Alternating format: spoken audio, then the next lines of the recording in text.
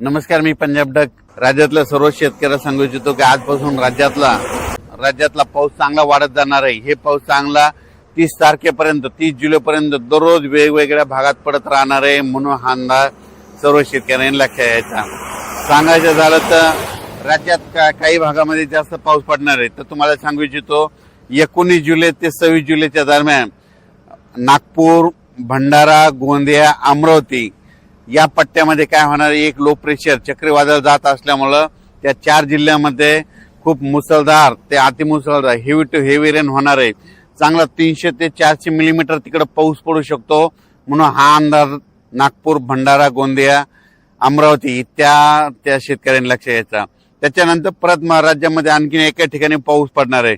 म्हणजे 19 जुलै ते 26 जुलैच्या दरम्यान महाबळेश्वरकडे जवळपास हेवी टू हेवी म्हणजे खूप मोठा पाऊस होणार आहे. 400 ते 500 मिलीमीटर पाऊस त्या ठिकाणी होऊ शकतो.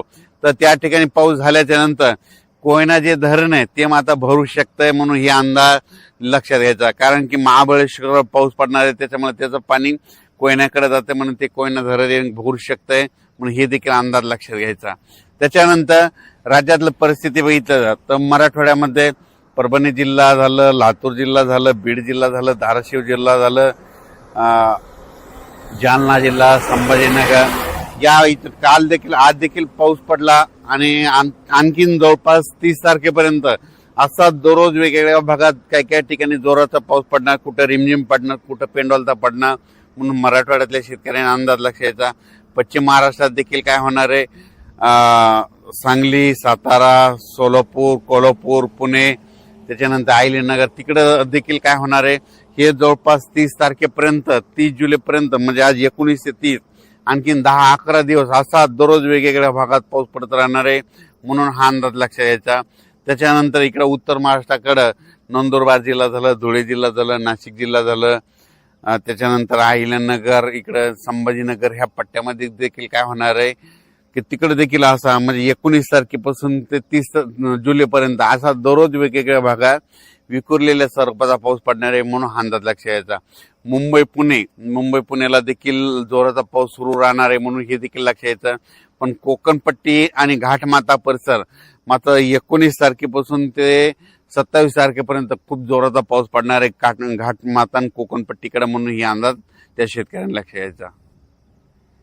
तसेच नांदेड जिल्हा, हिंगोली जिल्हा, परभणी जिल्ह्यातला काही भाग तिथं, त्याच्यानंतर धाराशिव, लातूर त्या आणि बीड जिल्ह्यात जे भाग वंचित राहिला आहे त्या ह्या 5-6 दिवसामध्ये ज्या भागात पाऊस नाही पडलेला तिथं मग पडून जाईल आणि त्या भागातील शेतकऱ्याची पेरणी होणार आहे. म्हणून हा अंदाज सर्व शेतकऱ्यांना लक्षात यायचा.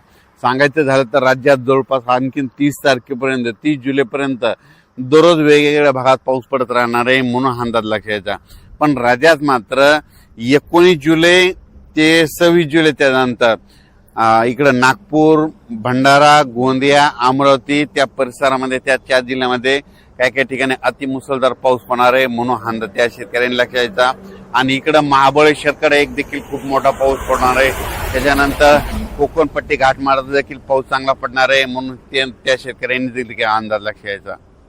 तसेच जळगाव, धुळे, नंदुरबार आणि नाशिक तिकडे देखील आज 19 तारखेपासून 26 तारखेच्या दरम्यान दररोज वेगवेगळ्या भागात पाऊस पडणार आहे आणि त्या शेतकऱ्यांच्या पिकाला जीवदान ठरणार आहे. म्हणून हा अंदाज सर्व शेतकऱ्यांना लक्षात यायचा.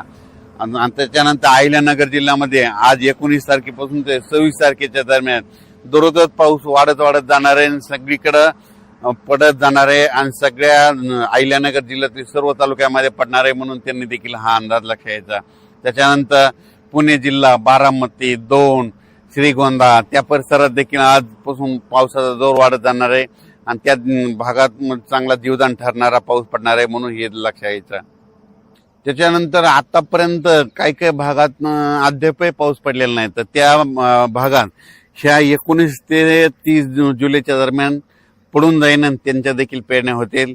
त्याच्यानंतर कर्नाटककडे देखील पाऊस पडणार आहे, तेलंगणाकडे देखील पडणार आहे आणि सगळ्यात महत्वाचं इकडं मध्य प्रदेश, इकडं बैतूल, खांडवा, इंदोर त्या परिसरात जास्त पाऊस पडत असल्यामुळे काय होणार आहे, म्हणजे मध्य प्रदेशच्या लगतचे जिल्हे मग कोणता जिल्हा, अमरावती जिल्हा, अकोला जिल्हा इकडे अचलपूर, त्याच्यानंतर जळगाव जामोद, रावेर, त्याच्यानंतर इकडं धुळे, नंदुरबार ह्या परिसरामध्ये काय होणार आहे 1926 दरम्यान चांगला तिकडे देखील पाऊस पडणार आहे, त्या सीमा लगत चांगला पाऊस पडणार आहे म्हणून हा अंदाज त्यांनी लक्षात द्यायचा.